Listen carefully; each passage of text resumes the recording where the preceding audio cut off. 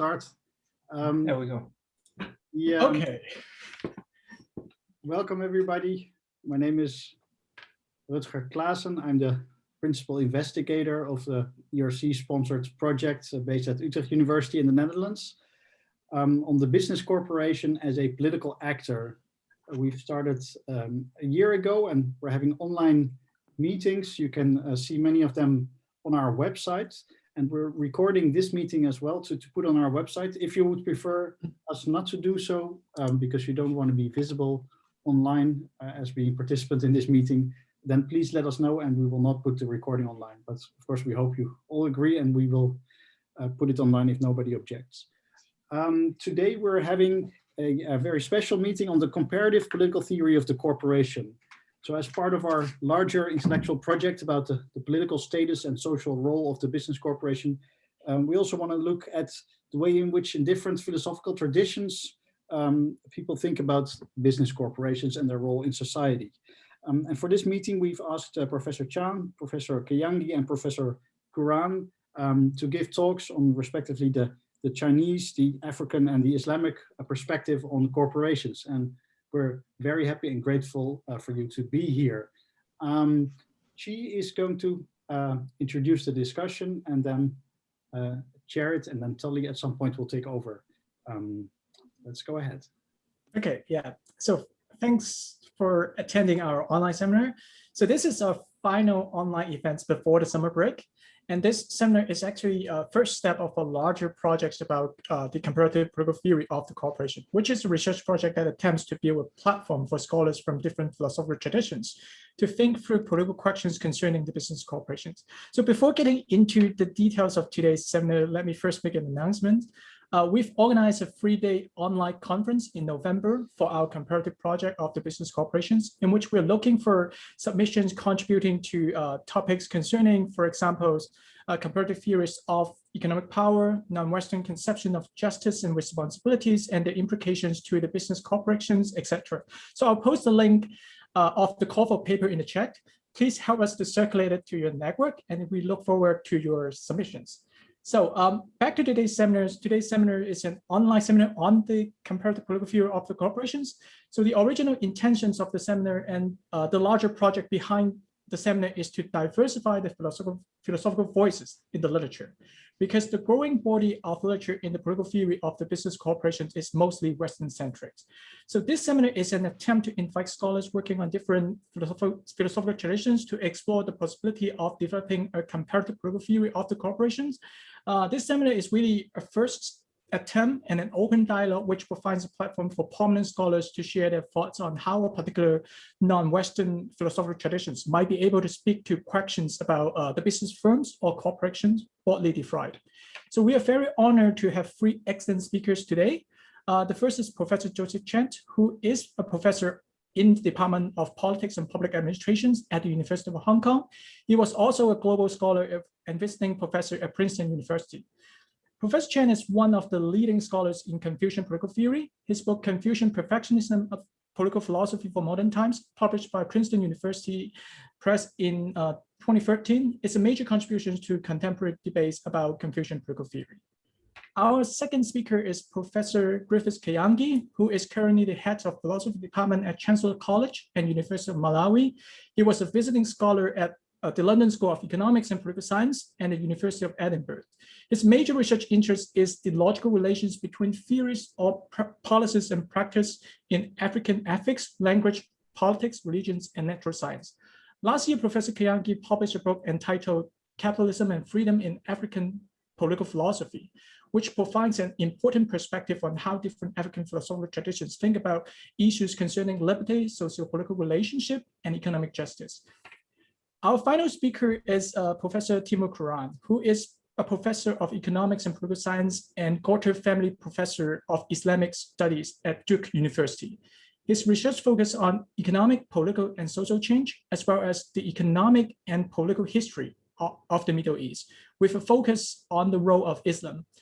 Professor Kuran has published widely on relevant topics. Among his publications are, for example, Islam and Mammon, the economic predicaments of Islamism by Princeton University Press, and the long divergence, how Islamic law held back the Middle East, also by Princeton University Press. Again, we are very excited to have three leading experts of different philosophical traditions to share with us their thoughts on issues concerning the business corporations. So we will now begin with our first speaker, Professor Joseph Chen. The floor is yours. You're on mute.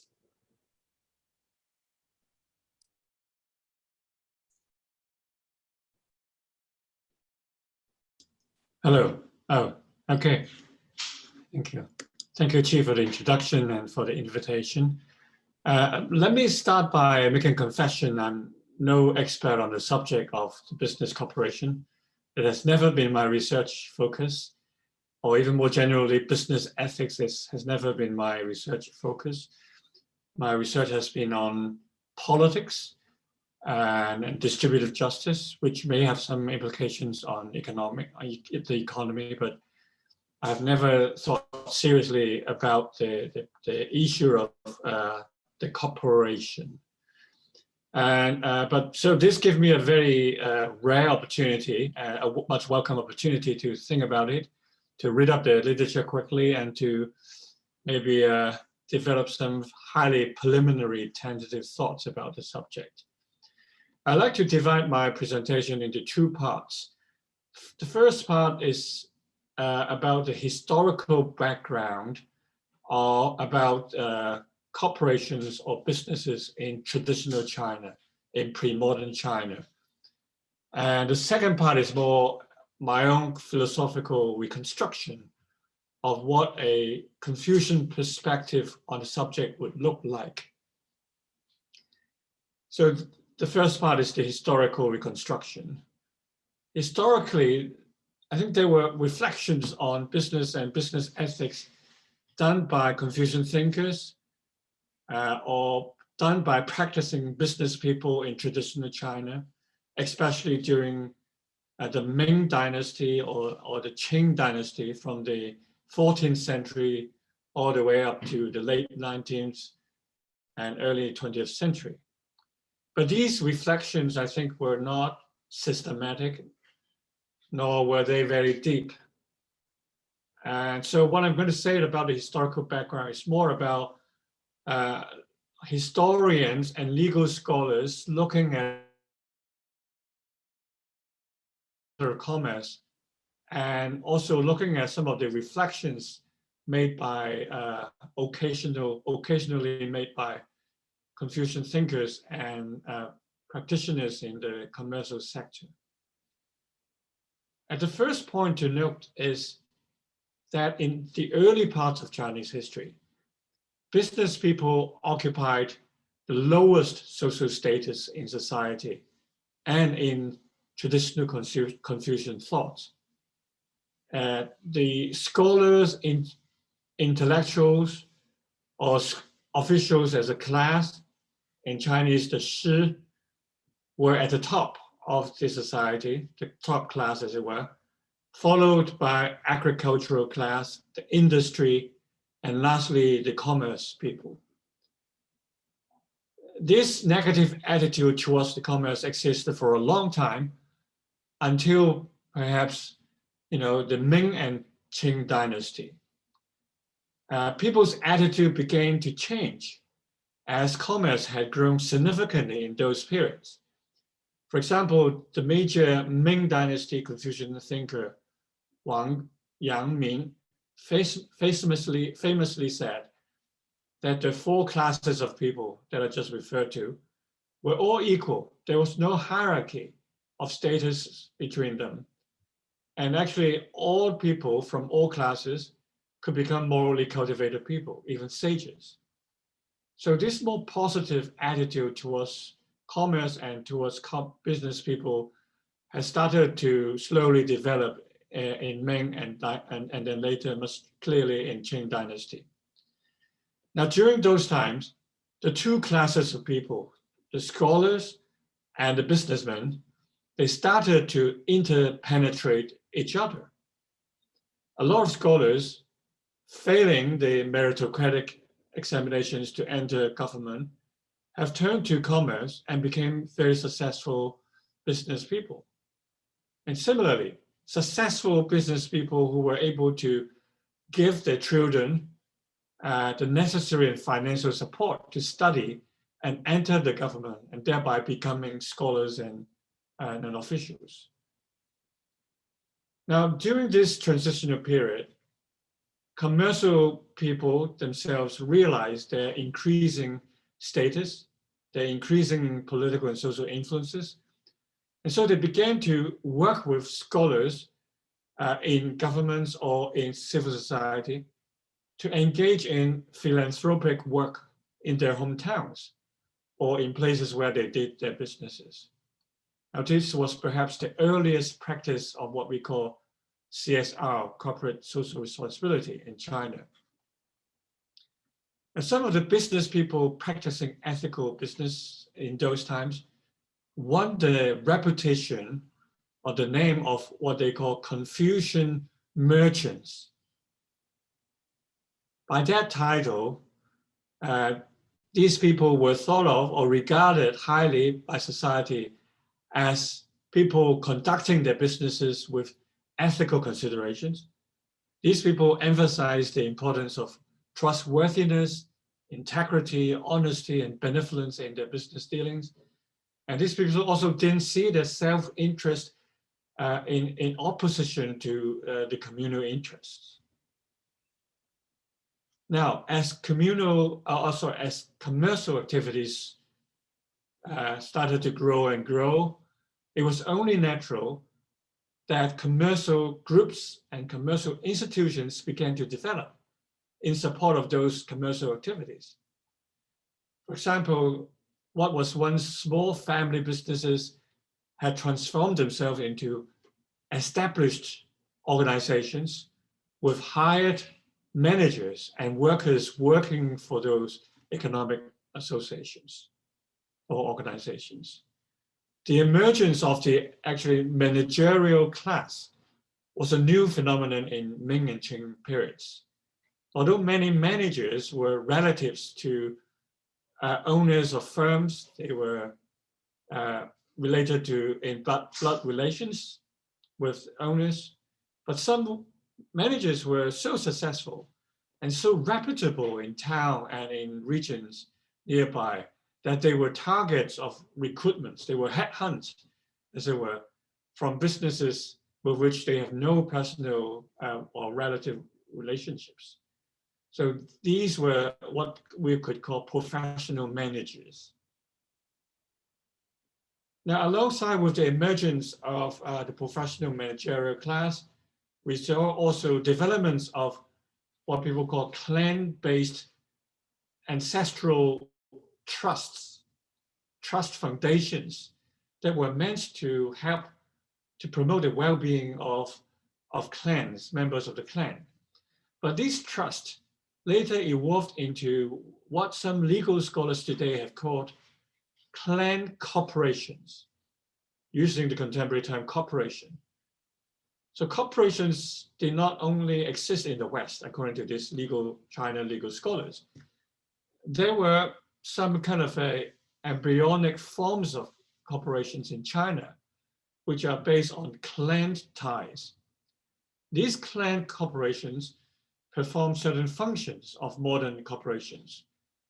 For example, these corporations could be viewed as having an independent legal personality on top of or over and above the legal personality of individual members. Also, there was clearly a separation of ownership and management within those corporations, clan corporations. So as one legal scholar, Timu Ruskola, shows in his work, clan corporations in traditional China provided the family with a means of perpetual ownership of property, as well as an institutional structure in which managers were selected by owners rather than geologically determined. Now, in many ways, these family collectives or clan-based corporations were the Confucian quote-unquote natural persons. These corporations could sue and be sued as well. And they owned their own property, and they can dispose their own property in a corporate capacity. And institutionally, these organizations also displayed a pretty well-developed set of internal governance rules, written down actually as bylaws in the documents of the clans. And these bylaws were supported and even regulated by state administrations with its own interest in mind and with the society's interest in mind. Now, these clan corporations, they had to legitimate themselves. They legitimate themselves by reference to the fact that they are clans and they performed essential functions for clan members. But they also legitimated themselves by purporting to enforce, fiduciary duties towards not only their own clan members, but also to outsiders in the larger communities. And thirdly, they also legitimated their existence by responding positively to state officials' appeal for financial contributions to relief and to other social welfare assistance.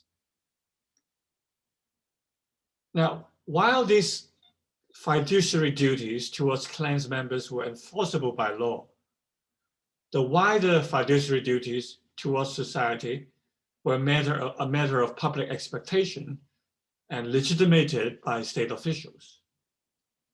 Now, from all this, we can see this Confucian tendency to conceptualize the entire political and social community as a single fiduciary community with a series of what we call concentric circles of fiduciary relationships and commitments.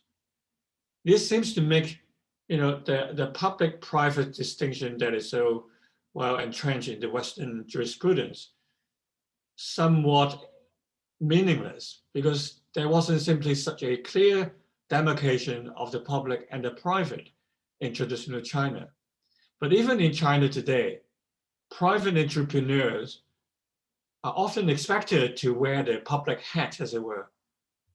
The role of supporting the state when the state is in need of money, or to supporting the communities when the communities is in need of business support.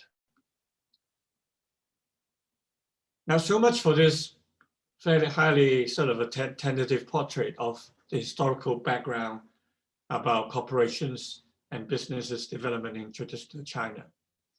Now, I want to move to the second part quickly. Against this historical background, we could try to develop a Confucian perspective on business corporations.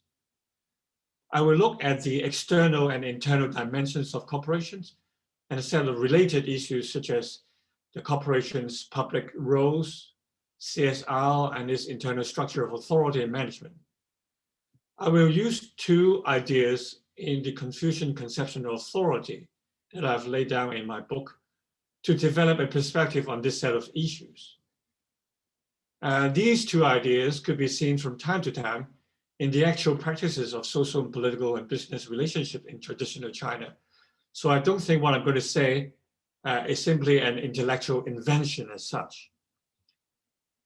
Now, the first idea I'd like to put forward is that for Confucianism, authority and power are first and foremost a matter of responsibility, rather than a form of entitlement. But this is clearly the case in relation to political power. State officials and state powers are created to serve the people in the community according to Confucianism. And this is what I call the service conception of authority. But this view is only part of a wider Confucian view, namely the view that all those who are in the advantaged positions, whether the advantages are understood in terms of social positions, power, education, wealth, or above all, virtue cultivation, all those who are in the advantaged positions have a duty to help to promote the well-being of those who are less advantaged. If there is a hierarchical relationship, this relationship has always to be reciprocal. This is what I would call the Confucian difference principle, paraphrasing Rawls's difference principle.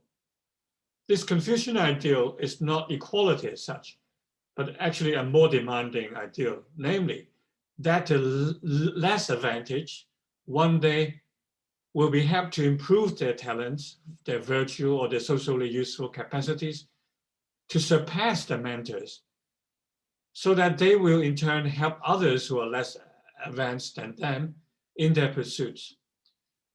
I call this an idea of upward inequality that aims to benefit everyone. So that is the first idea, the service conception. The second idea is that there is a perfectionist relationship of mutual trust between people.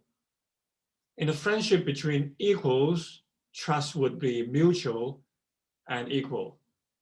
But in a differentiated or hierarchical relationship, the ones in high positions would have to act virtuously and caringly to win the trust of those in lower positions, who will then pledge the support and trust to those in high positions. So this is what we call reciprocal care and mutual support. Now, if we put these two different ideas together, the service conception and reciprocal and mutual trust, we'll get a conception of a fiduciary community in which people are nested in a relationship of mutual trust, built upon service, upon virtue and care. Society for Confucianism is not an aggregate of separate private individuals or private units, but members of a fiduciary community that exist for the flourishing lives of all. Now, I think these two ideas can help us theorize about a Confucian perspective on corporations, and I'll briefly lay it out. First is the external dimension of corporations. Corporations are socially privileged and influential positions in society. They often perform socially useful functions in ways that the state cannot. So for these reasons, corporations are recognized and they're supported by the state by means of law and by means of taxation policies. The legitimacy of corporations is therefore derived in part from their recognized role to serve the community.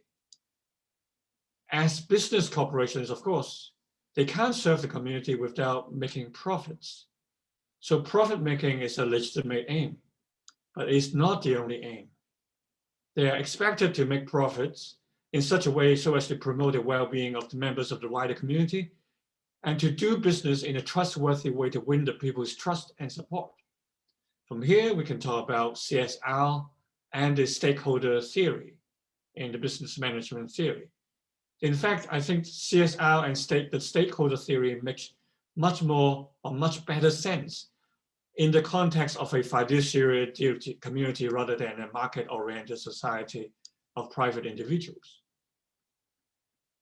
Now, the next part is the internal part of corporations. Internally, a corporation exercises tremendous power over its staff. Shareholders exercises power over management, management over its power, exercises its power over lower level staff. A Confucian perspective would apply the same set of principles, service and reciprocal trust, to the personal relationships within the corporation.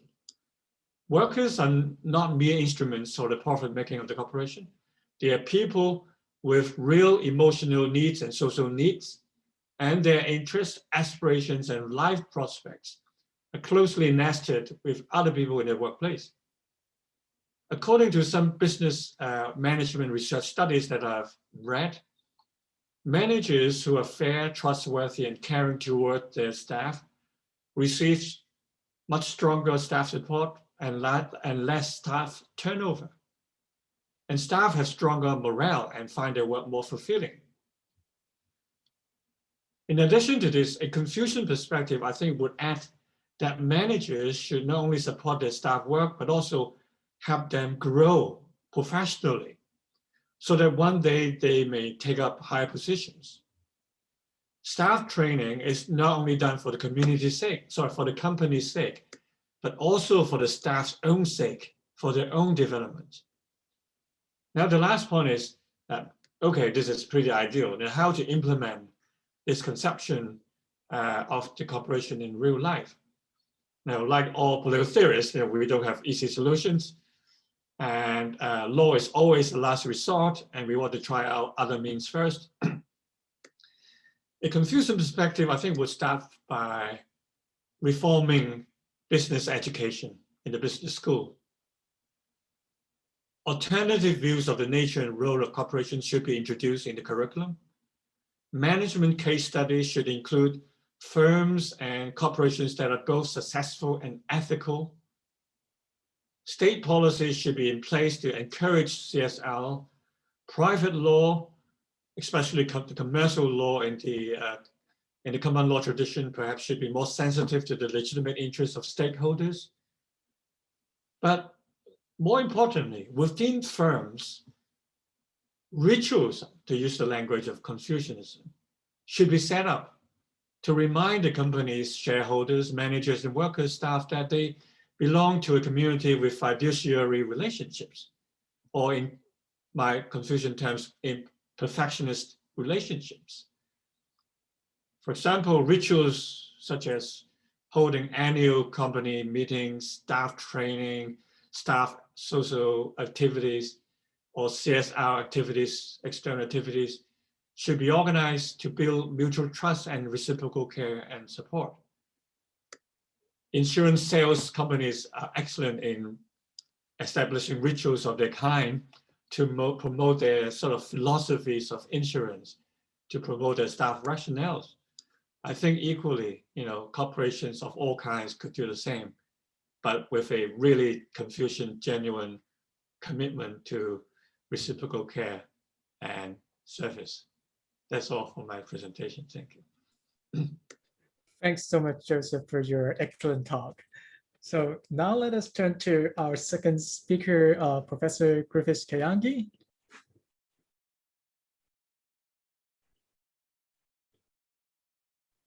Okay, thank you very much. I start by also thanking you for inviting me to talk about the cooperation. Although I'm not an expert in the area as well, I've worked more in capitalism and freedom, but the issue of the cooperation comes in because it's the highest mode of production.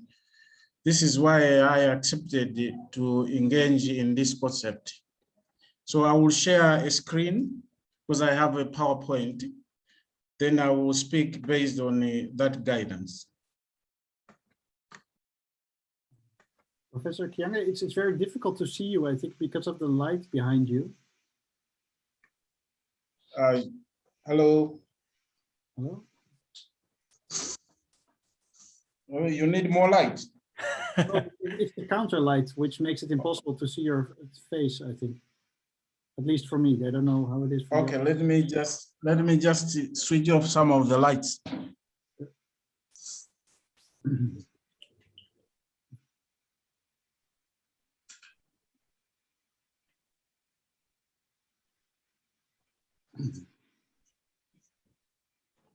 No, you have to turn on your office lights. Yeah. You have to turn on the office light and close the window curtains.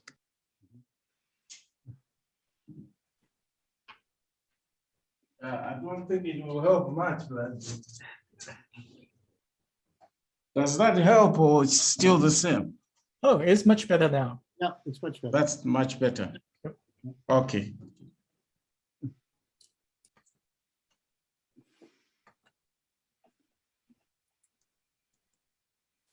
Okay, so I was just saying that I've worked more in capitalism and the freedom, and this concept of cooperation, we regard it there as the highest mode of production in a capitalist society.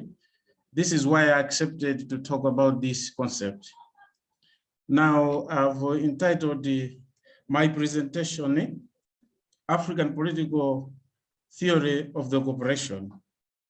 So I will just present the first point. I will look at just the political landscape, just to introduce you to political philosophy in our context here, because that is fundamental for us to understand when we talk about the cooperation in this context. So after this one, that's when we will look at the communitarian concept of a cooperation. Specifically, I will talk about the Ubuntu concept of cooperation, because this one is dominant in the sub-Saharan region, in countries like Malawi, Zambia, and these neighboring countries, including South Africa. So I will straight immediately go to the first idea that I want to present. The political landscape here in Africa, it gives us the picture that you can see on the screen there. We have three main philosophical orientations. We have socialism, then we have democratic socialism. The last one is liberalism. This one is coming in, of course, because of the fact that people embraced neoliberalism, departing from the 1980s.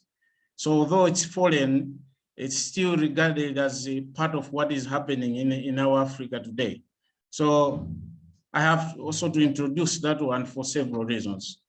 So I just go immediately to talk about socialism. Socialism generally is fundamentally here communitarian. It's a version of communitarianism where we put at the center the social relations that are present in a community.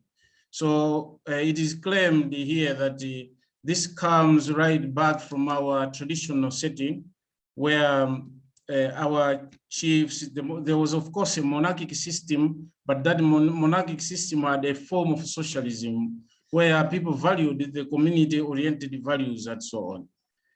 Now, when we go to democratic socialism, I know this is a contradiction to put together democracy and socialism, but I think most of us who can know the origin, this is coming from also French Revolution 1848, where they were trying to put together monarchism and liberalism for their reasons as well there.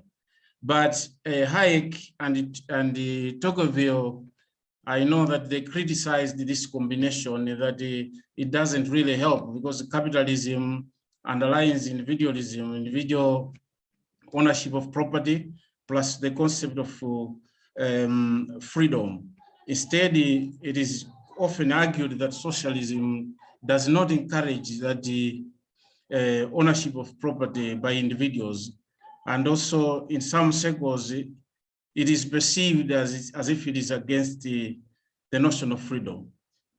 But anyway, in this context, it is seen in a different way. So I will always talk about democratic socialism, referring to our post-independence. When we immediately got independence from the colonial masters by then, most of these African countries, they claimed that they adopted capitalism, but in true sense, it was a mixture of something that was traditional and what was coming from the colonial world.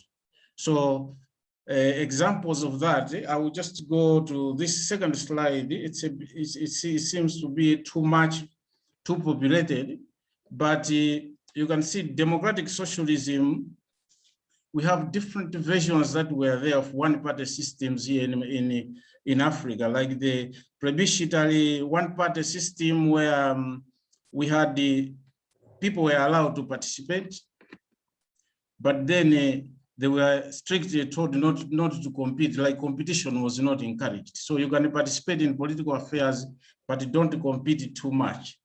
So there were others, such as the competitive one-party system, where people were participating, of course, to a certain extent.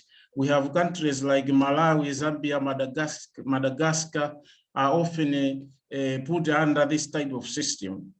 Then we had the central oligarchies. These are well known, like countries like Namibia, but also South Africa, where we had really a mixture of races, more especially those coming from Europe. and the people that were owning the land by then.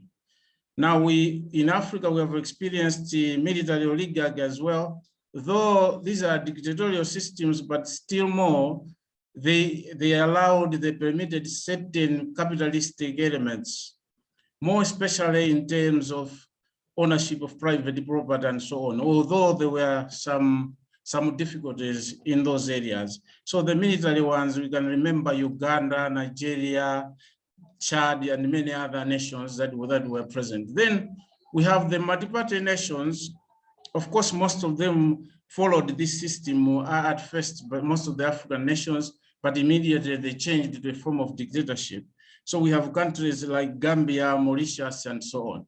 What I'm underlining here is that although we had all these systems, but fundamentally there was this mixture of traditional African socialism, what the people indeed believe, and the values that are accompanied with that. And then on the other hand, what these nations inherited from the West. To my left, you can see that I've brought back the issue of socialism. I've given examples like Ubuntu, which we are going to talk more below here. But also Ujamaa is a well-known concept because it was used in Tanzania by Julius Nyerere to underline that African life where social relations, the human person was regarded as at the center of everything that was happening. Lastly, the right-hand side there, that's where I've indicated these things, systems like liberalism, where we sometimes discuss a lot whether what we have embraced is classical liberalism or neoliberalism. So neoliberalists such as Hayek, von Mises, and others, they like saying that the neoliberalism, it's a return to classical liberalism. So there's a bit of a mess there, that which is which. Are we following the Washington consensus, the principles that are underlined there? Or indeed we are following the old type of classical liberalism? We leave that argument because it's not part of our presentation today, but I conclude on this political landscape just to talk about the cooperation in the systems that we have noted there. I will give a simple example here in Malawi. When we go to the traditional context, it is very hard to find these cooperations, what we can call cooperations. This seems to validate a bit the claim by some thinkers that cooperation is something recent. But when we look at what defines a cooperation, then we can see certain businesses, certain practices, even in the traditional setting, that are indicative of the presence of what happens in the modern day cooperation. I have examples here. I will not go deep into those examples, but when we look at our traditional hunting practice here in the African context, we see something similar to a cooperation, because we had certain people who were taking certain liabilities, but also there were certain responsibilities, certain rights that were to be respected in that type of business, and even the share of profits, what they were getting during the hunting procedure. So all that gives us also a simple idea of a community working together towards achieving something. We have certain practices such as Lobola practice, which is very controversial in most of the African countries. This one is where when one wants to get married, then he pays a kind of bride price. People interpret this bride price in different ways, but then we see certain characteristics of what happens in a cooperation, like a form of an agreement, also accompanied by certain rights that are present in that exchange and so on, and also the issues of value and many others. So we have the last one is the Tangata system. This one is where also villagers were coming together to support someone, at least to boost the profits that that person has to make. For example, in terms of farming, so they were supporting one person. But here, the issue of social capital, labor capital, investments. I think this investment, there was a lot of investment in that context because you invest labor so that you get it when you need it. But those practices, we see that there are certain rules that were being followed, and there were certain profits, but also when there were problems, there was a certain sort of organization. Of course, these areas, I think it's a good area to research further and see how things were structured and so on. But I will leave this just to catch up with time. I will go now to the post-independence, immediately after independence. When you look at Malawi, you find that there they had community-oriented corporations, public state corporations, and the other public corporations, which we were not very sure, or we are not very sure where they were belonging to the state or they were belonging to certain group of individuals. But then we had also the multinationals, large African corporations, and small African corporations. So immediately after independence, there was a lot of competition between the public state corporations and the multinationals. But when neoliberalism came, neoliberalism but attacked the public state corporations. And these ones, they lost that power together with the governments that were in charge of these corporations. But they had more this sense of communitarian corporations because they were providing services to the public. Now the situation is that they were privatized, most of them. The process is still going on. And this has given an advantage to multinationals because multinationals cannot compete with the small corporations that are more in number. The large corporations are just very few in the country.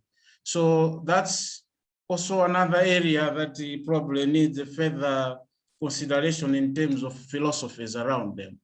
Now we go directly to the idea that I wanted to share as the second idea. I want to talk about the African cooperation, the communitarian cooperation. But before that, I wanted to indicate that I've been doing some research, reading the mainline literature in African philosophy. I was looking at the concepts such as firm and cooperation.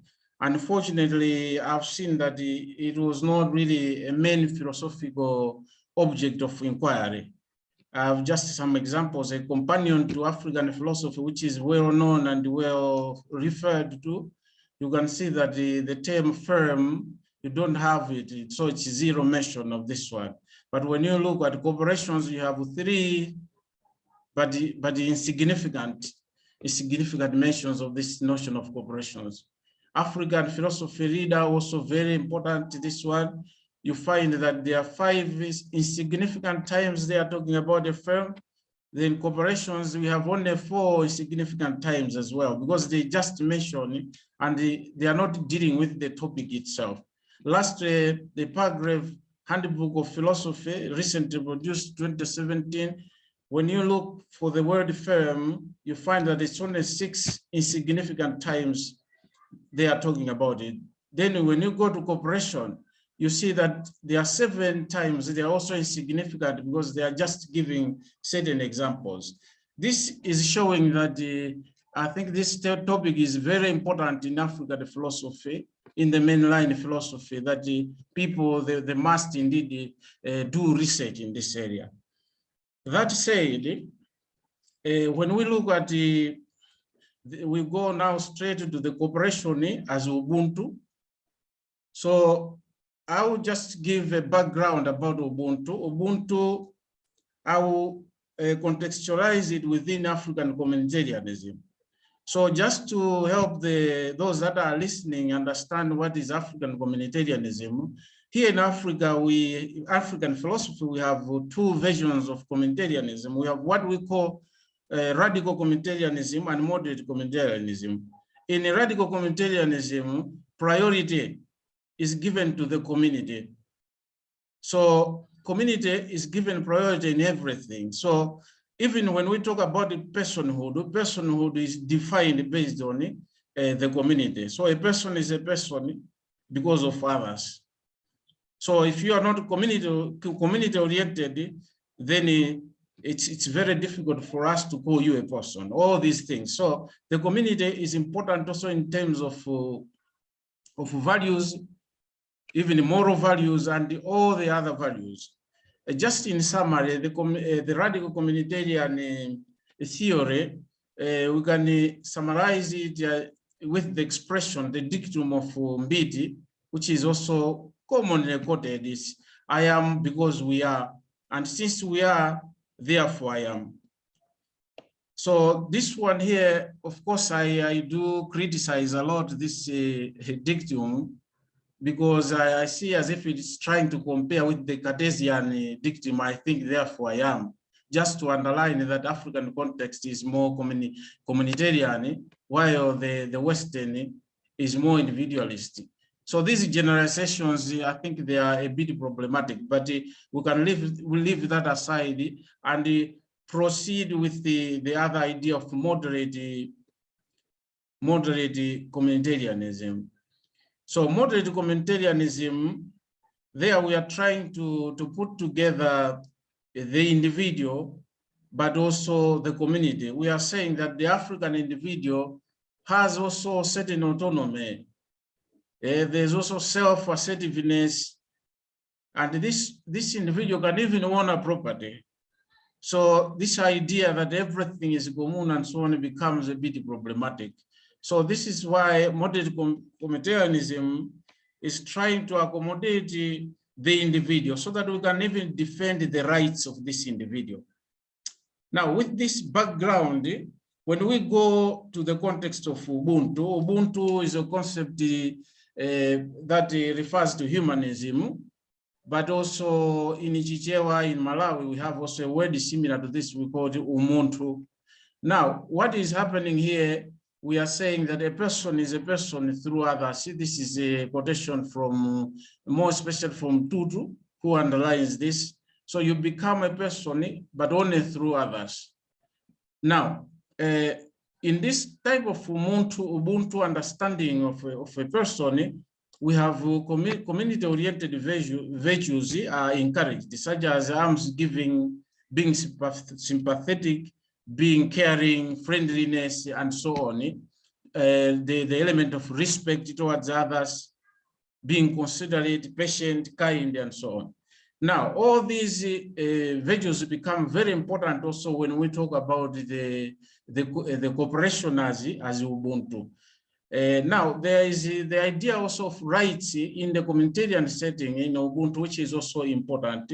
This is opposed to the Western views, where probably we may talk about rights, but our focus is mainly a person understood as a rational animal or a social animal, but generally the individual element there in the West makes us focus more at those rights that we transfer them to the corporation, that the corporation has rights. The corporation is a person, but our understanding here is more individualistic. But the rights that we are talking about here, there's more the component of relations. So we focus more at the relations that are present, the rights that are accorded to a person through the community. The community is like something that is the basis of these rights that are there.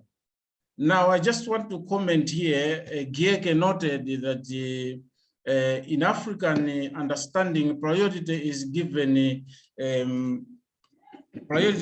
more. I cannot see the other side. Is given more to duties rather than to rights. Just to understand that the duties that you get because of relating with others are really fundamental in the African context. What the community expects of you defines everything. So the rights are indeed important, but they get their value based on also what the relations that you have, the duties that you have in the community as such. Now, we can now go straight to talk about the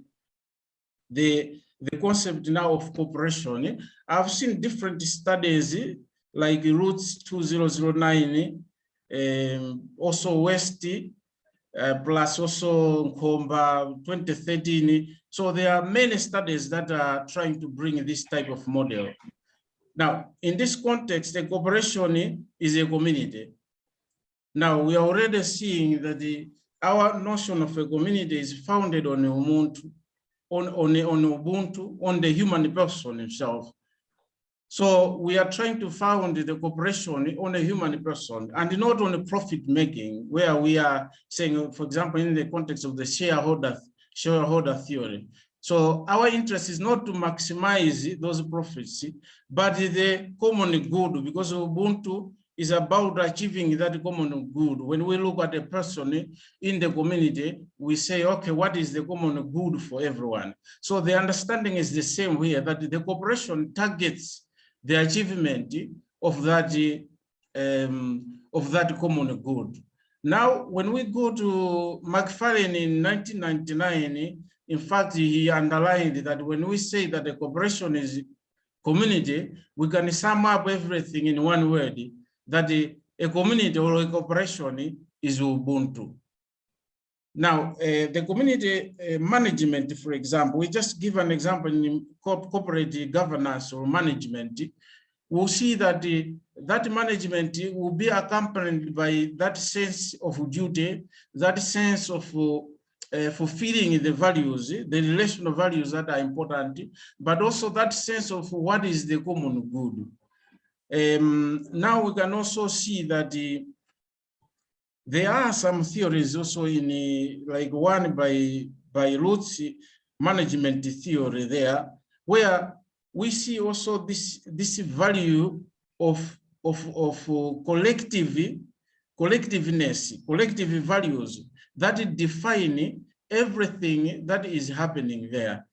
Like Roots is comparing also with the stakeholder theory, the shareholder theory. Of course, the stakeholder theory, we say that we are interested in everyone that is involved in the business.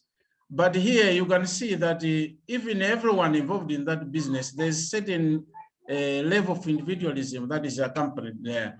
But when we talk about Ubuntu, we are saying that we don't have even those special interests that people have. We have a common interests that we build together as a corporation. Now, I would just want to conclude by indicating some important element.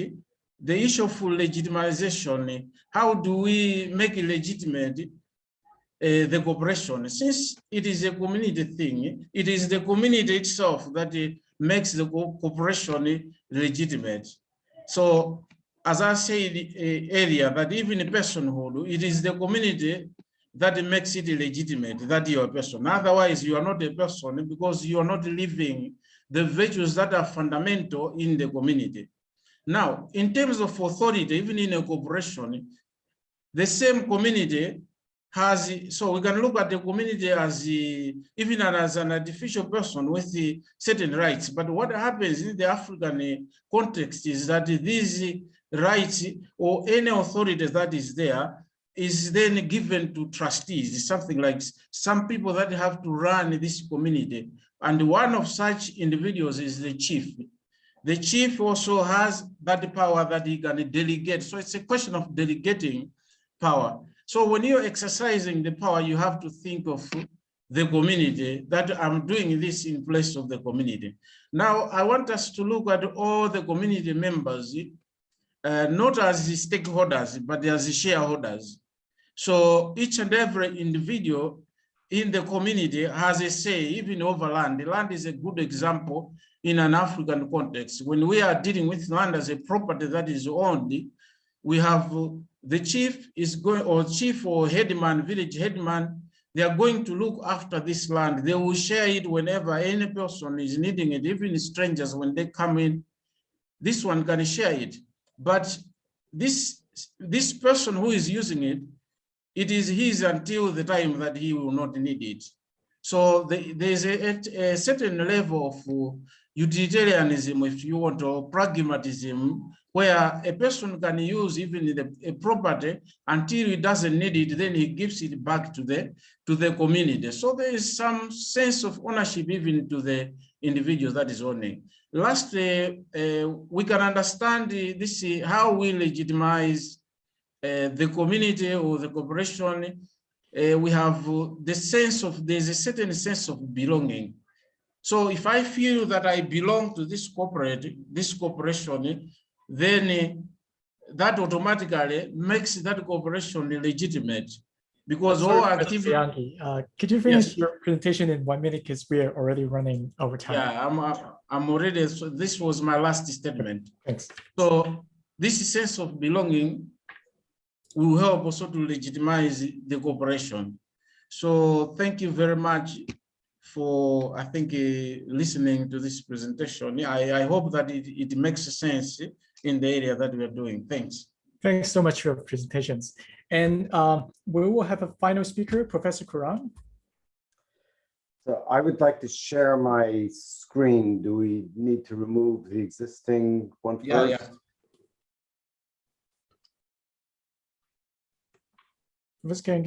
Okay, great. Okay, let me share my screen. Okay, and I want to rearrange my windows so I can see the audience. Okay, can you see my screen? Yep. Very good. So thank you for the invitation, and I found the previous two presentations quite interesting. I was asked to talk about the concept of corporation in the Islamic tradition. The first thing to note is that every country of the Muslim world today has corporations, both charitable corporations and business corporations. In Turkey, for example, there exist universities, private universities organized as charitable corporations. There are banks organized as business corporations. What's distinct is that the history of corporations does not go nearly as far back as it does in the West. It goes back a bit more than a century. Before World War I, starting in Turkey and Egypt, it became possible through legislation to form a business corporation, a profit-making company with publicly traded shares and enjoying entity shielding. There'd been no indigenous movement to create corporate law. So the needed legislation was transplanted from abroad. Soon after that, soon after 1908, when you get the first laws of corporation in Egypt and Turkey, in these countries, laws of charitable corporations were passed, and in other countries, similar laws were passed. Now, this raises a puzzle. Why did the corporation need, the concept of a corporation need to be transplanted from abroad? And why was it not already present in the organizational menu of the Middle East? Now, one possibility is that the concept of the corporation was unknown. Well, in fact, the corporation emerged from the Eastern Mediterranean. The concept of a corporation is present in Justinian's Code of the Eastern Roman Empire. It was developed in the in the mid-6th century. According to this code, the Roman treasury could sue, and it could be sued. Justinian was emperor of the Eastern Roman Empire, and his seat was in Byzantium, today's Istanbul. his code influenced legal evolution throughout the Mediterranean basin. Now, it's significant that this happened in the 6th century, that is right before Islam was born, right in this area across the southern edge of the Roman Empire. I'll come back to this. But first, I'm going to show you a couple of slides on the West. And this is meant to put in perspective what I'm going to say about the Islamic Middle East. It will put in relief some of the puzzles. Now, from the 6th to the 11th, 12th centuries, in former territories of the Western Roman Empire, central authority was generally weak, even non-existent in places. In that environment, various private associations declared themselves corporations, charitable societies, churches, monasteries, and so on. They responded to the lack of law and law and order by creating their own laws to apply in limited contexts. Groups around them sometimes challenged their claim of autonomy. None of these corporations were profit-making enterprises. They came later. Nevertheless, despite the opposition to the claim of autonomy, the trend continued, and this period culminated, as you all know, in the whole church declaring itself a corporation and producing a formal law to govern church affairs.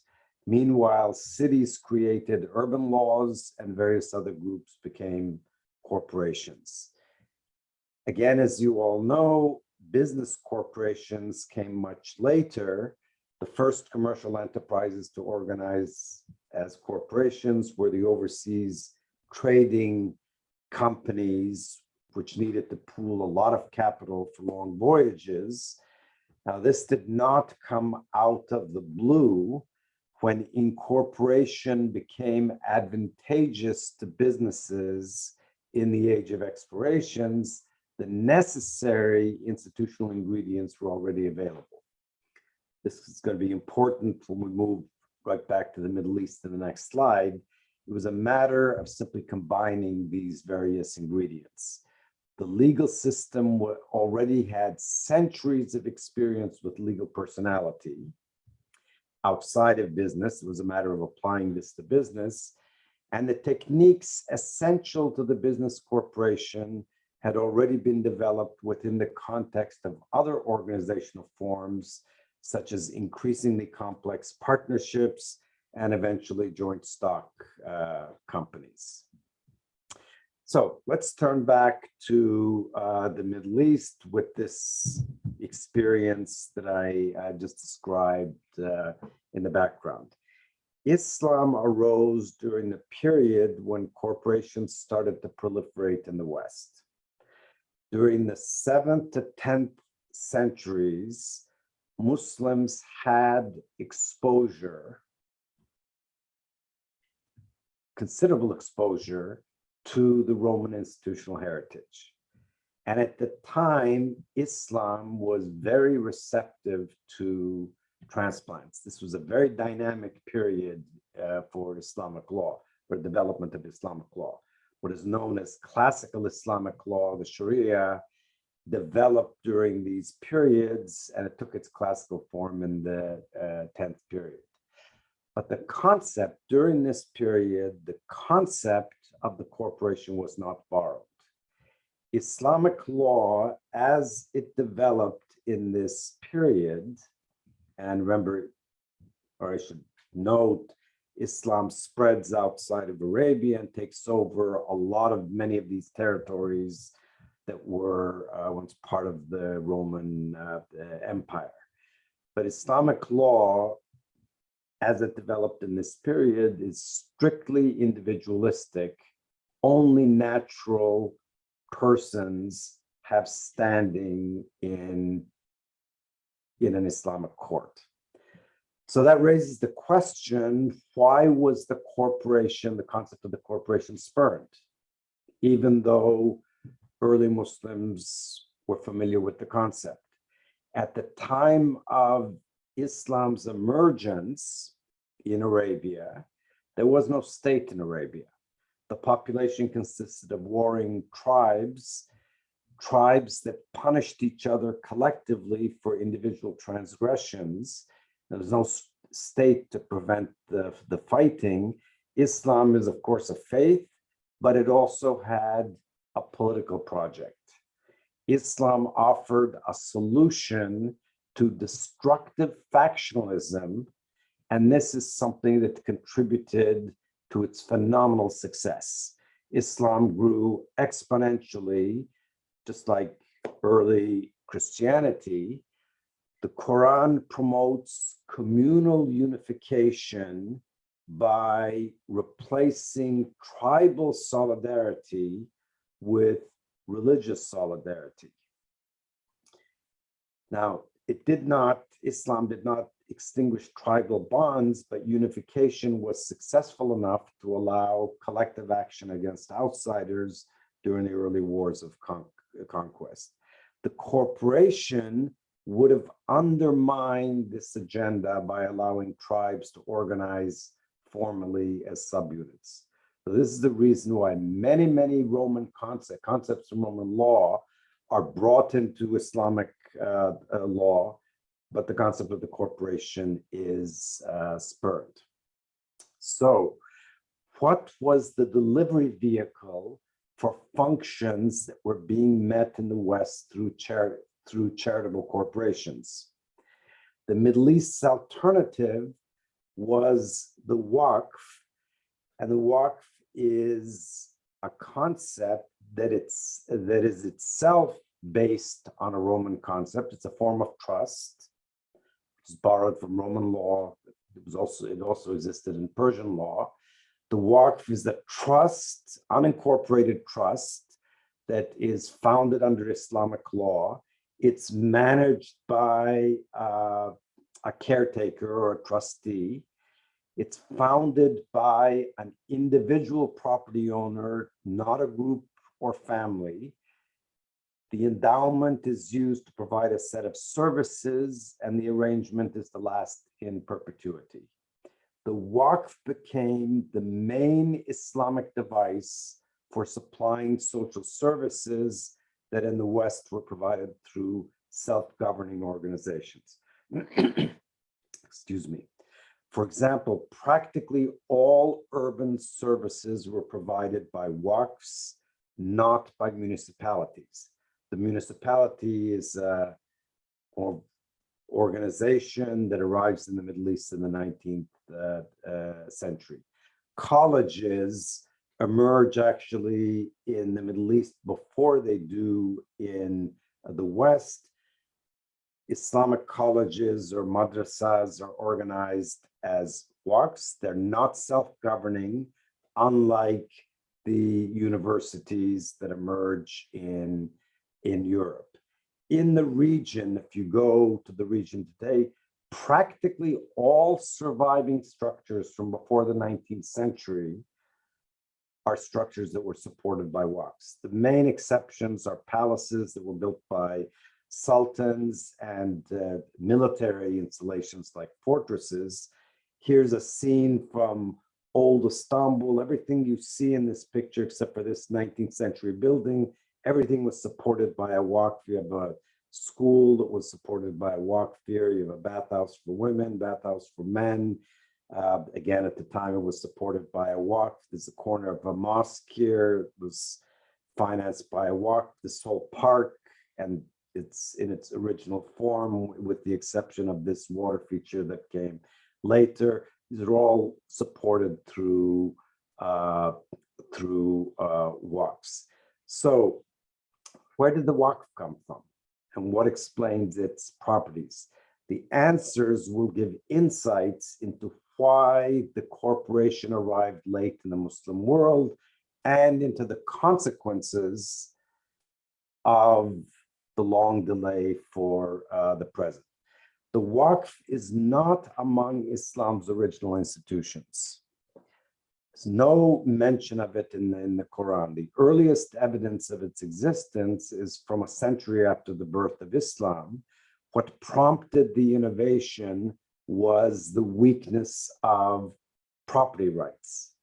Around the 8th and 9th centuries, private property was insecure. Arbitrary taxation and expropriation threatened high officials who tended to be major landowners. These high officials did what wealthy people do everywhere, including the United States today and Europe today. They looked creatively for an institution to serve as a wealth shelter. And they found it in the Roman and Persian versions of the trust. Here is how it worked.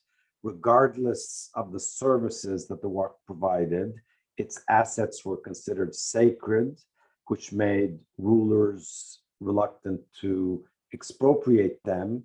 The Waqf was tax exempt, its revenue was tax exempt. The founder benefited from the income personally, but he or she was expected to use some of the revenue to supply social services. Another benefit to the founder is that the founder made the initial appointments and then instituted the succession rule. The Waqf was a bargain between rulers and wealthy elites. It benefited all the key players, which made it self-enforcing for a millennium.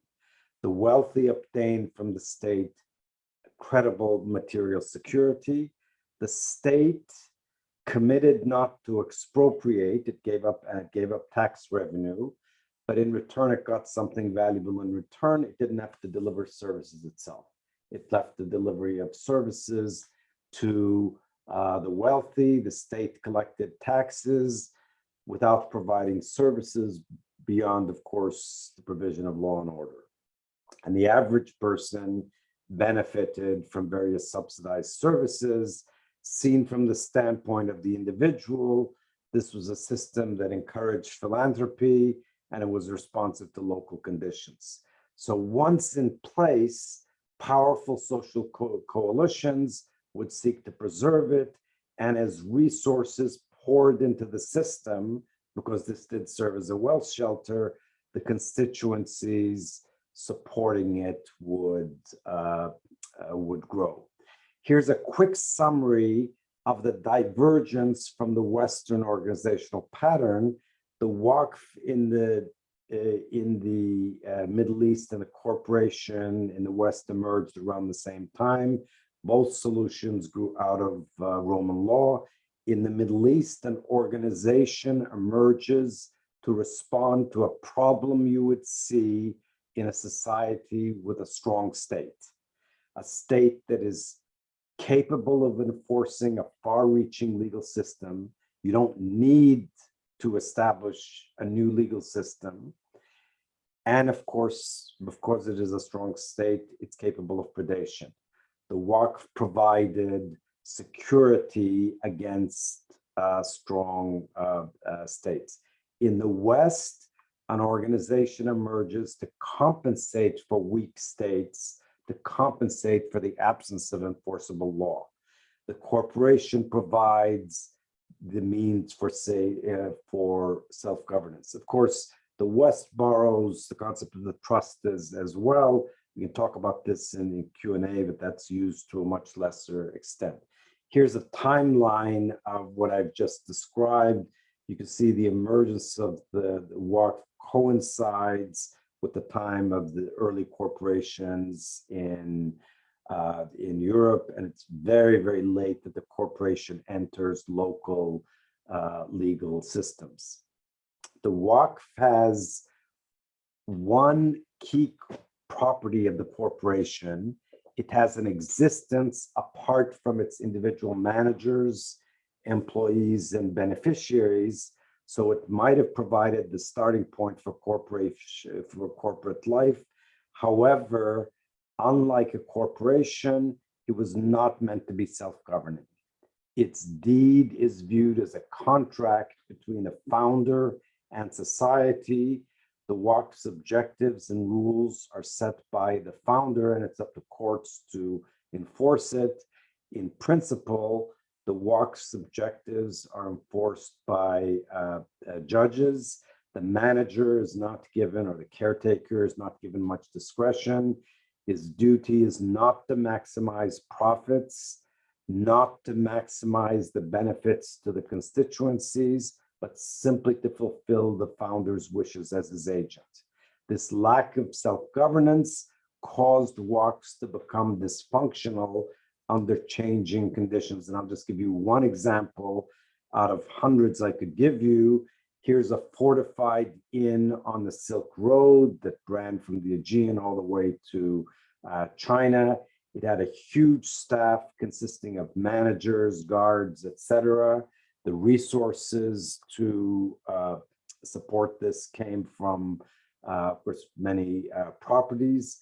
When the road lost importance in the 16th century, the resources were not reallocated to some other use. The staff stayed for generations here, doing nothing and just collecting income. So we've explained why the corporation didn't emerge in the Middle East. The initial conditions were different, and why its alternative proved to be an inferior substitute in the long run. But identifying why a given institution was not selected in the 8th century doesn't explain by itself why it wasn't adopted later, especially if the choice created problems over the long run.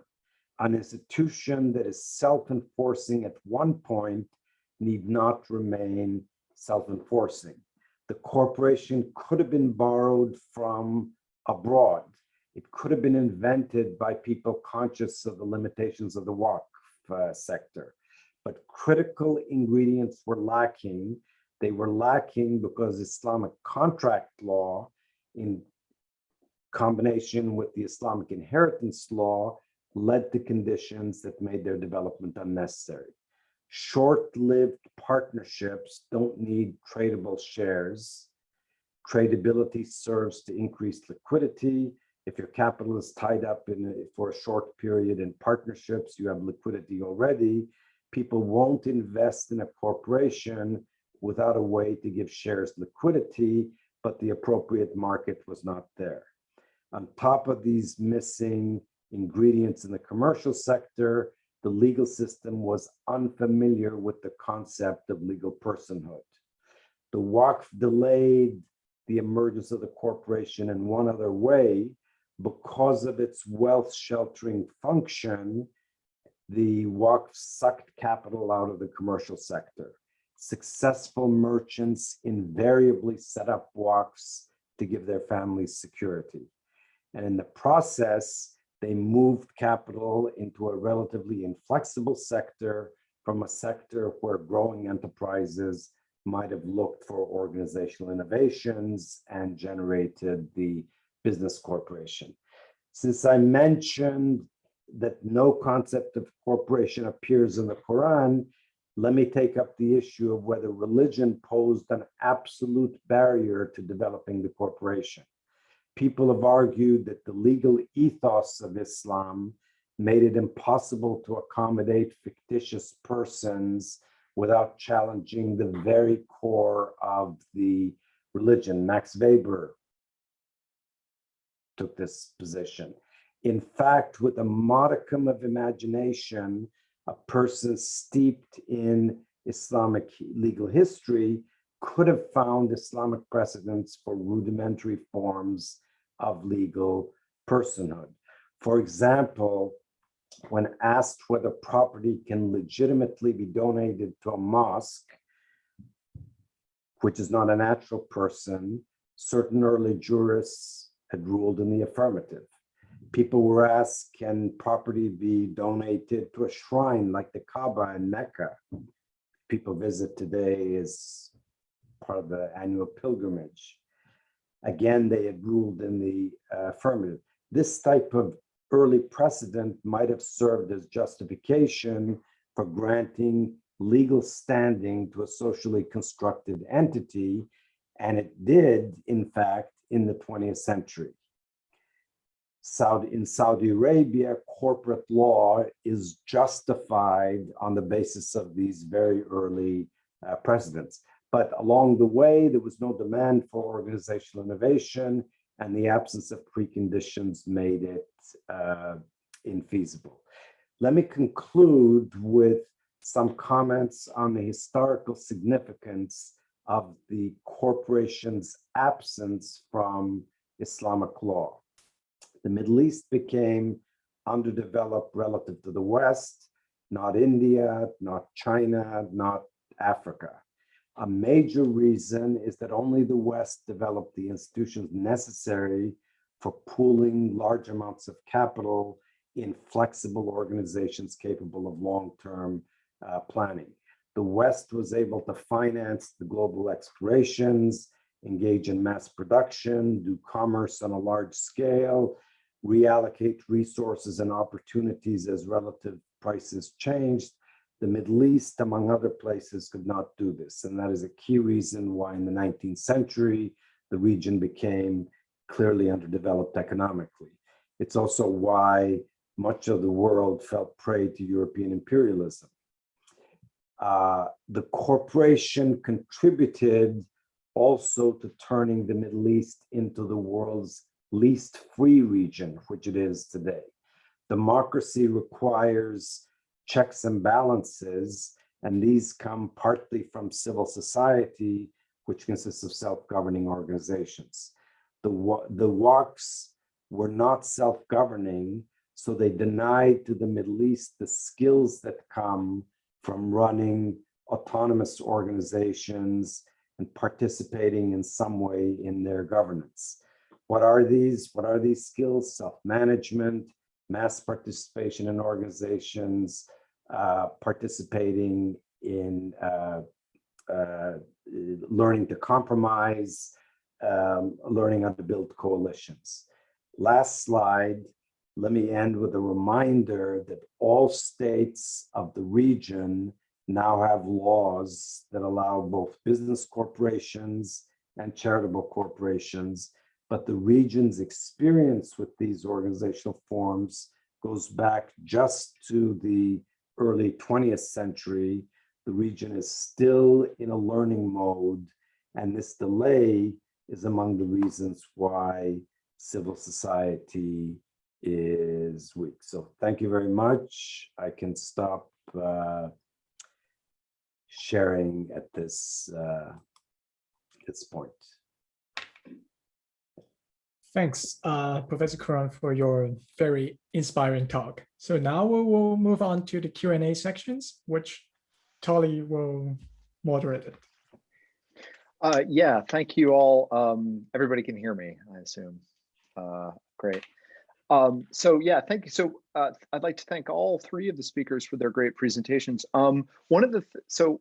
Before I start with the Q&A, I will take the questions in the order that they come. There is, of course, under reactions at the bottom of your screen, a raise hand function. But before I open it up, I just want to contextualize some of the remarks that we've heard in terms of our project's comparative dimension. What we have it in mind to do with our project here at Utrecht, and the help that we are receiving from our great speakers today. I think there are a series of questions that are important for our comparative project and what we're seeking to answer.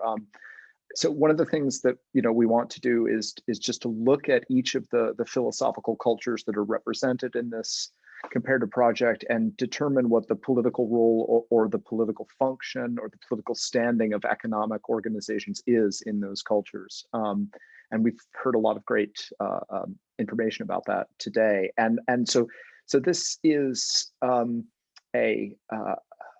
first a factual question. So we want to know empirically, how much political power and social power accumulates to those organizations in the societies in which these philosophical cultures prevail. And we also want to know a kind of the facts about the normative the normative justifications for that power in terms of those traditions, within those traditions' respective conceptual schemes. So according to the different conceptions and ideas of legitimation and legitimacy and legitimate authority that are at work in and organizing relations in these philosophical cultures, how much power should economic organizations or corporations, as an example, have? How should they use it? What should they use it for? What's its purpose, and so on.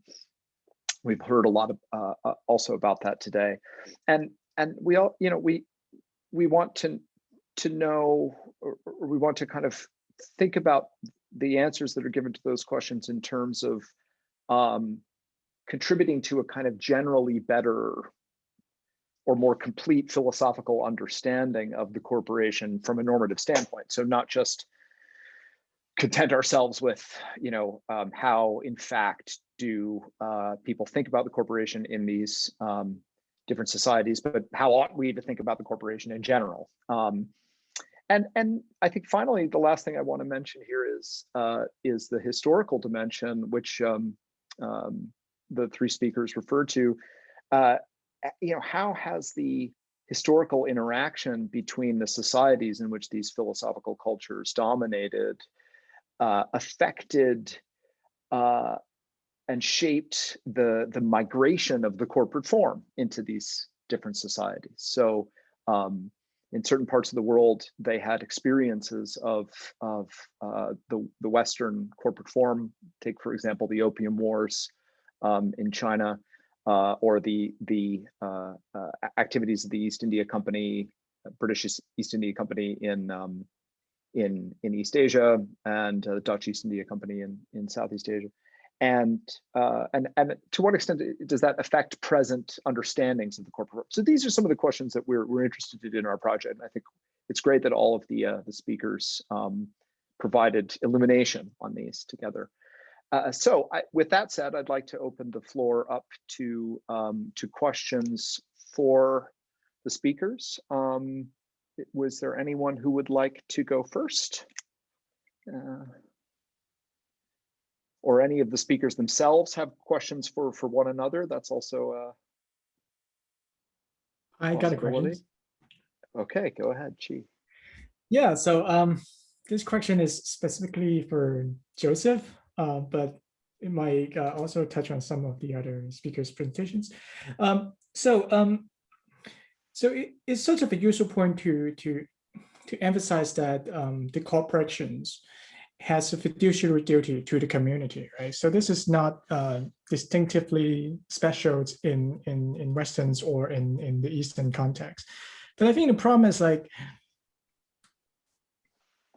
how or who to determine whether the corporations has fulfilled its fiduciary duty, right? So we have a proposal about democratic mechanisms in which citizens come together and doing some sorts of rating schemes to determine whether the corporations has fulfilled its fiduciary duty. And we also have a legal approach in which you have legal experts in the court debating whether a certain actions fulfill the kind of fiduciary as provided in law, right? So what would the Confucian answer to this? Like, under the Confucian scheme, who determines whether the corporations has fulfilled its fiduciary duty to the community? Is it the ruler? Is it the people, or who? Like, you're on mute. Okay, thanks, Chi, for that question. Of course, in terms of legal powers, it would only be state officials who have a say, not in terms of, you know, a conclusive state about, oh, you have violated your fiduciary duties. It's more like a reprimand or some kind of expectation, you know, that the certain firms should have lived up to but failed. And but there are other members of the community, beneficiaries of those services offered by the firms, or clients, customers. They also have a role to play. I mean, in the imperial system, the common people were not empowered as such to play any political role in determining what have happened or what should have happened. So I'm afraid, there wasn't a democratic framework. And the law, of course, was not relatively developed as opposed to the of the law in the West. There wasn't a systematic, commercial set of commercial laws, so to speak, to allow the judges to look at conflicting stakeholders' interests and whether companies have fundamentally violated certain legitimate interests of stakeholders. So at the end, it's more like the opinion of the day, the public opinion would have played a very important role, just as the ruler's legitimacy was also to be tested by public opinions. That's why in the imperial era, rulers were very sensitive to the swing of public opinions in society. Whether people were beginning to circulate essays or poems to criticize the ruler was a message sent by the people to the officials. So I suppose similar public opinions would have played a role in traditional China. It's about wealthy families, clans, corporations, to what extent they have performed their social roles, in the fulfillment of the expectations. Thanks. Thank you very much. The next question comes from Michael Bennett. Michael? Hi, thanks. Yeah, my question was for Professor Curran, and I was just wondering to what extent, what kind of tradition of local government there was in medieval Islam, and whether that, so I would assume, I know, for example, in the Indian subcontinent, there's a tradition of village self-government. I was just wondering if there are other traditions elsewhere in the Islamic world that could perhaps have served as a basis for the development of some kind of idea of a corporate entity, and why that didn't take off yet, that route. Thank you.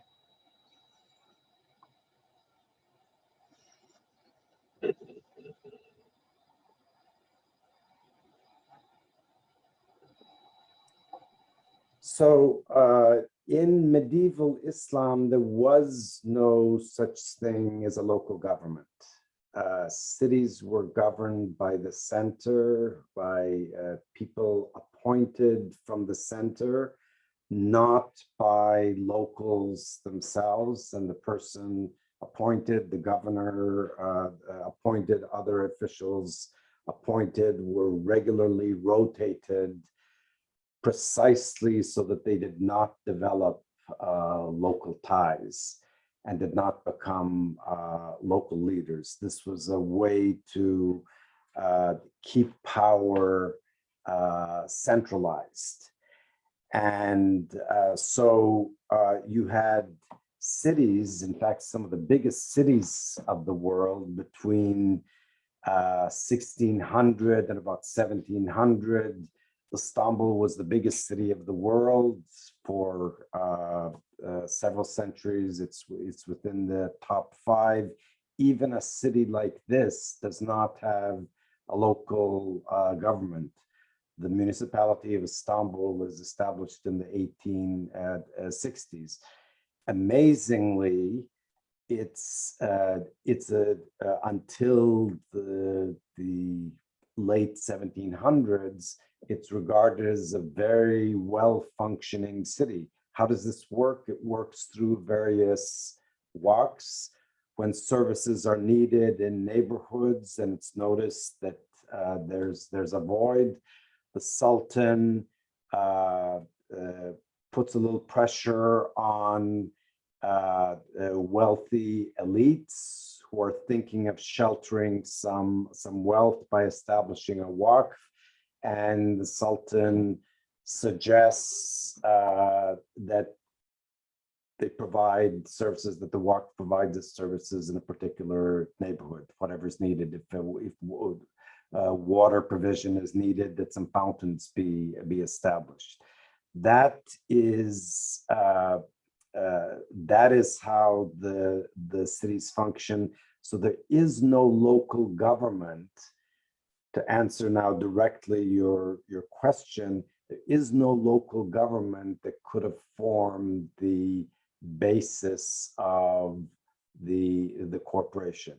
This is why the corporation comes to the region at a time of existential crisis in the 19th century, when rulers of the region see that the world is being colonized and it's a defensive measure. They start looking to the West and say, we have to become more Western. What are the things that make the West function better in many ways, that make Western cities more efficient? Well, it's the municipality. We need a law of corporations for that. They're able to exploit modern technologies through the business corporation, so we need a law of corporations. So this is the way the corporation arrives in the region. It doesn't emerge indigenously. And of course, as you point out, local government could have been one source, but that's not an option in the Middle East.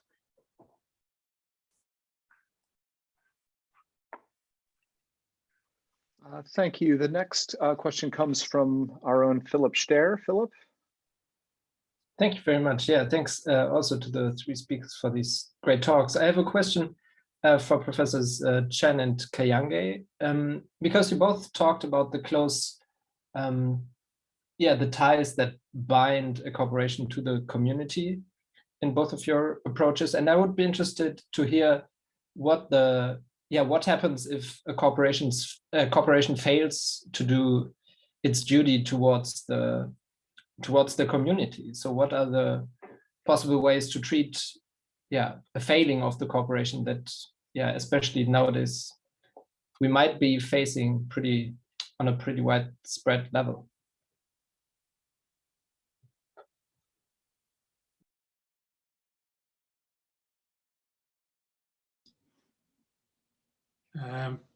Should I go first, or I don't know who will go first? Okay, maybe I go first. I think your question is a bit similar to Chi's question. And my answer is there are two parts of a broader question. One is, what if members of the corporation themselves fight against each other? Or what if the corporation fails to provide fiduciary services to its own members? Then in traditional China, it was taken up by the law. The government would step in and would resolve cases with reference to what the law can allow the government officials to use to adjudicate. But when it comes to conflicts between the corporation and the wider community, again, as I said, there's no formal mechanisms other than the government. But if the government was not empowered by the means of law to reconcile or mediate in a legally sanctioned way, then usually it would take place informally as mediation, not a legally sanctioned one, but a kind of informal mediation between a corporation, a clan corporation, and the wider community, other clans, for example. But in contemporary China, of course, clans decline dramatically, and we have big cities, and corporations draw their resources from unknown strangers, and so stakeholders who are adversely affected by corporations they don't reside together as clan members, and so they have no leverages through traditional social relationships to put pressure on those corporations. At the end, it would have to be done through what Confucians like to call shaming, public shaming through exposing the bad practices of corporations through the media, so that the public opinion would be exerted and pressure exerted on the corporations. And unless there is a new institutional setup, like a commercial, in Hong Kong, we have this Consumer Council that has been funded by the government, and they carry a lot of resources and certain limited legal privileges to sue certain companies on behalf of unknown customers. And so if there are state-supported institutions like that, that would be one way to have an institution to represent the general public as stakeholders.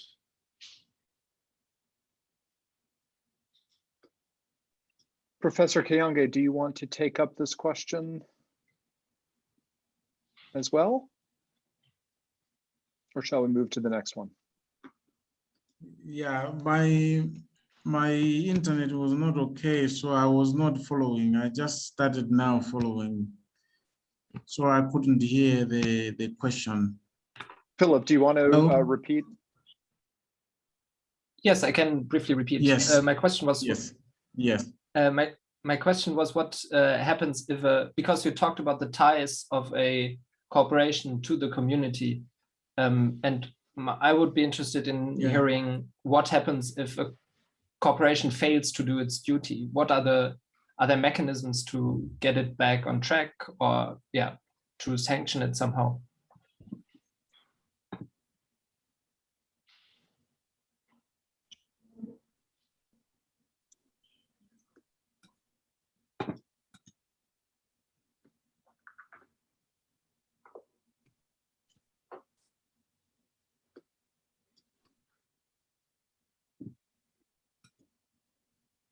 Hello? Could you hear the question all right? Hello? Okay. Yeah, can you hear me? Yep. Yeah.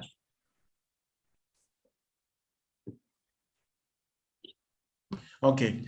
Yeah, I still have a problem. When you are speaking, it's like you're cutting, you're coming and going. So I've just heard some parts where you are asking about sanctions and then the community-based cooperation, the link between the community and the corporation. Yes. But then not the whole, not the whole picture. But just to mention really what happens, a good model that we had here in Malawi is, during the one-party system, we had the public corporations that were viewed by the people as a community. Now, in those ones, normally what happens is that every individual views the corporation as his own, as part, because the idea was the whole nation is a community. So that corporation was seen as everyone was taking it as his own. Now this limited the problems that sometimes arise inside a corporation, such as corruption and so on. So in terms of sanctions, we have always the leader of the community. In this case, we are looking at the president, though we view him as a dictator now, as the leader of the community. So that one was guiding the community towards the appropriate measures that were taken when something was wrong with the corporation. But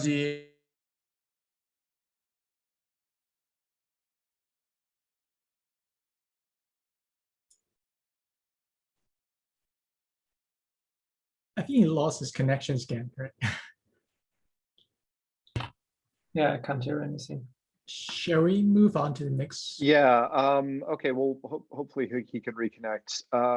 Rutger, you have the next question. Okay, thanks. So these have been three very inspiring talks for me. My question is about the relation between corporations and the state, and then especially today, and in each of the geographical regions that you've been talking about today. So I think it's fair to say that as Professor Kuran also pointed out, in the West, the corporation or non-profit corporations started out in the context of weak states. Now, after that, I think throughout the centuries, there has been a very ambiguous relation between the state and corporations. States often profiting from corporations and the sort of innovation that the legal corporate form has brought to the West has also benefited states themselves, but at other times also a sort of destructive rivalry, and including, let's say, contemporary fears about corporate power, let's say of big tech companies or other companies, sort of de facto rendering the sovereignty of states meaningless. Now, my question would be if there is like a similar sort of rivalry relation with both this productive and destructive side in contemporary Islamic worlds or the contemporary Chinese and African worlds, which is somehow politically theorized.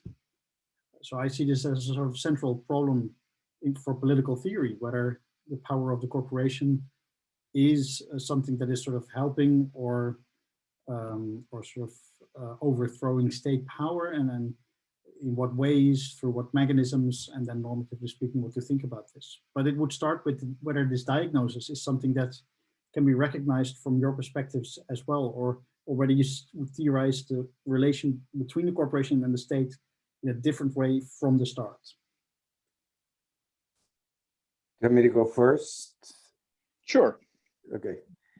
I only say that because you mentioned the Islamic world first. So anyway, no, this rivalry between corporations and the state is very much alive in the Middle East. In fact, I'm completing a book in which I deal with this very extensively. The state has a love and hate relationship with corporations. On the one hand, it knows that it needs corporations to provide various charitable services, relief services, cultural services, and so on. It needs the business corporation to increase exports, to produce goods. At the same time, it knows that it needs to allow these organizations, these self-governing organizations, to benefit from economies of scale and scope, which means that it has to allow them to grow. But big autonomous organizations pose a threat to it. So we see this very clearly in Egypt, most clearly in Egypt, where the Sisi regime has a deliberate policy of trying to control non-governmental organizations. They're often organized as corporations. In fact, they're called gongos in the literature, government-organized or government-controlled non-governmental organizations. They try to plant their own people to make sure that they don't work against state interests. The same thing with big corporations. The state wants representation on the board so it can make sure they don't work against state interests. So this tension is very much alive in the Middle East, and in various degrees, states try to control these organizations.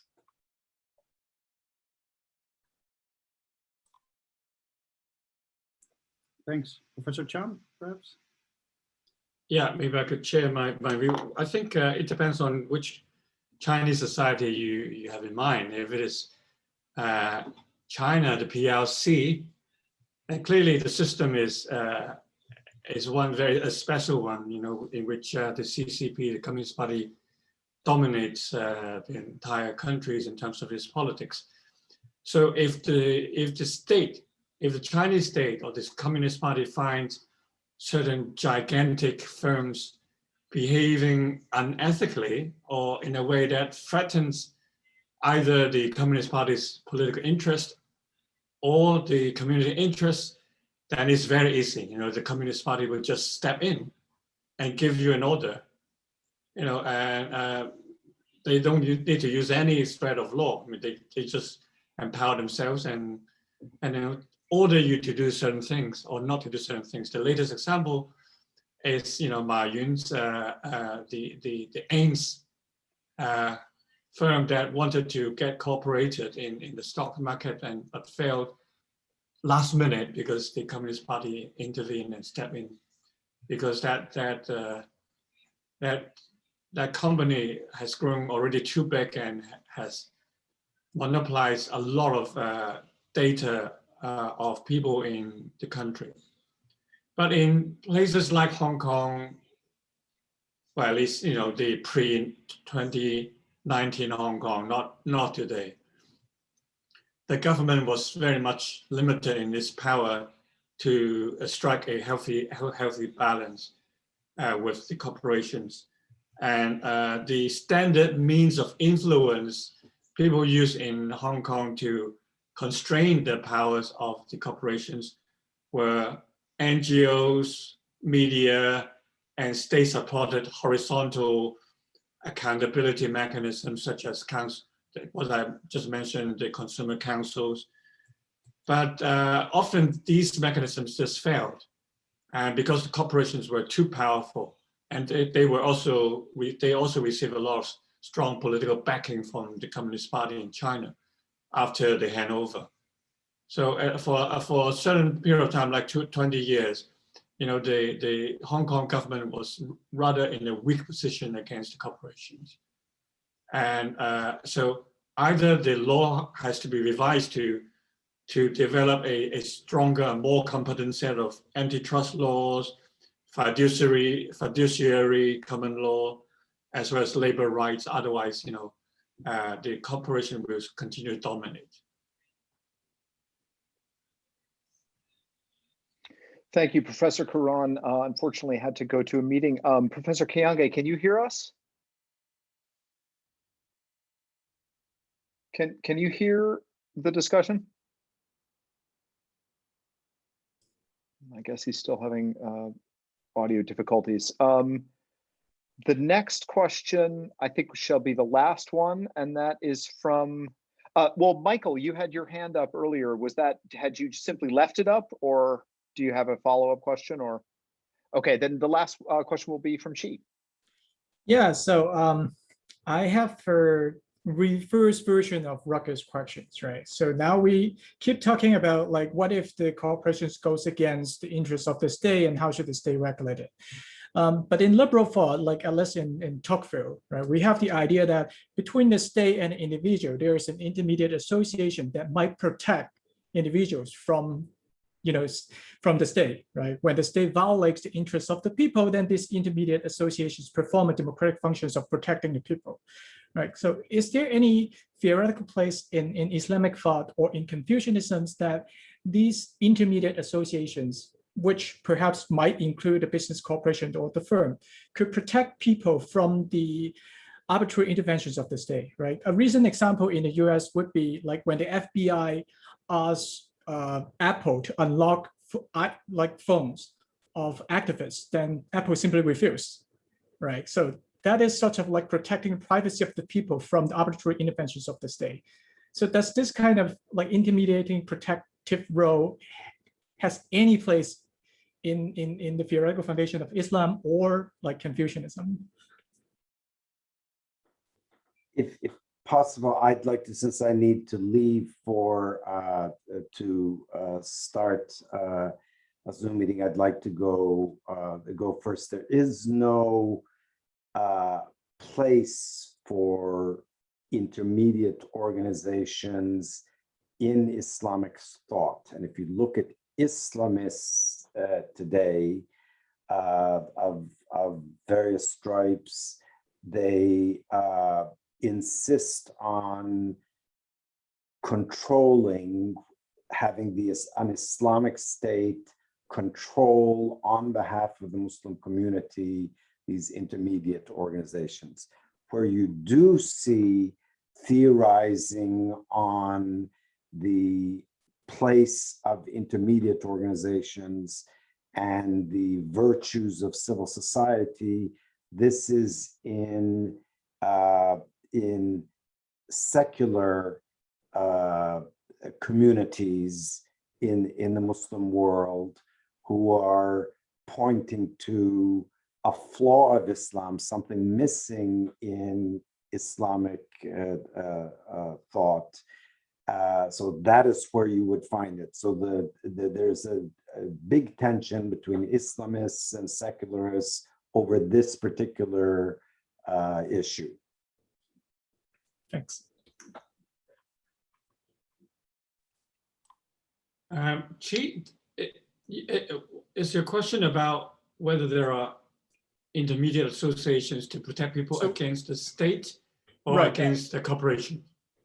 So the question is broadly about whether there's any theoretical resources in Confucianism that could legitimize the role of intermediate associations to go against the state to protect some of the fundamental rights of the people, right? And business corporations could be regarded as one of those intermediate associations. Well, in the past, the onus of responsibility always fell upon scholars. But of course, scholars were often part of the state structure. So that means officials who dare to disobey and charge or reprimand, or to remonstrate against the state. So these were the people who were expected to do it. Otherwise, it would be independent scholars who were willing to risk their lives in remonstrating against the state. And the nearest thing to like the counterpart in the West is the church. In traditional China, it would be the clans and community-based ties on organizations.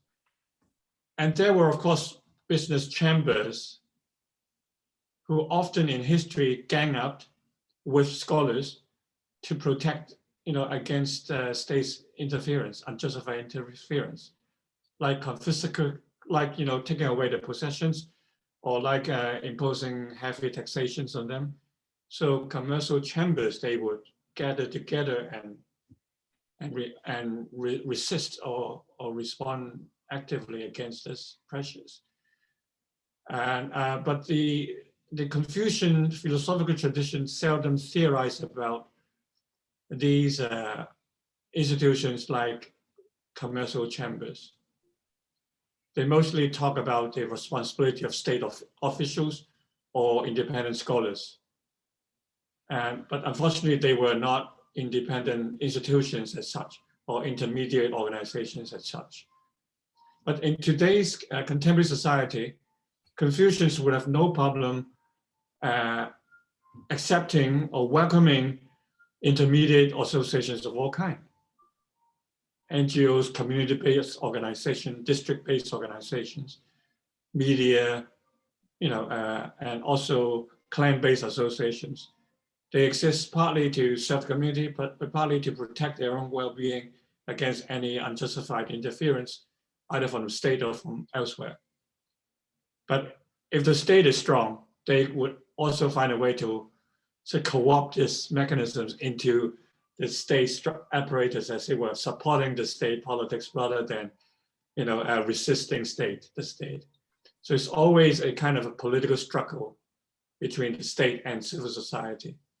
And often in the Chinese tradition, the Chinese state has had an upper hand in co-opting people into their services and assistance. Thanks. Thank you very much, Professor Chan. It seems that we have reached the end of our discussion period and the end of the time allotted for this event. And I'd really like to thank the speakers for their fantastically interesting and informative presentations, and for our audience and the excellent questions that came from the audience members. We, again, as Chi mentioned, will have a comparative corporate theory workshop in the fall, and the information regarding this workshop will be available on our website and elsewhere. Does anybody have, Rutger, Chi, Philip, any other announcements to make? Let me just share also my thanks to the speakers, and also if you're interested in one of our other online seminars that we have on other themes, we'll reconvene in September. The program will be on our website soon, and please, if you want to be on the list who gets the briefings over email, then please send us an email and we will put you on the list if you are not already so. So this was the last meeting of this semester, and we'll be back with more from September onwards. Thanks all for joining us, and see you next time. And have a nice Thank you. summer vacation for everybody. Thank you. Bye. Bye-bye. Bye. Bye bye.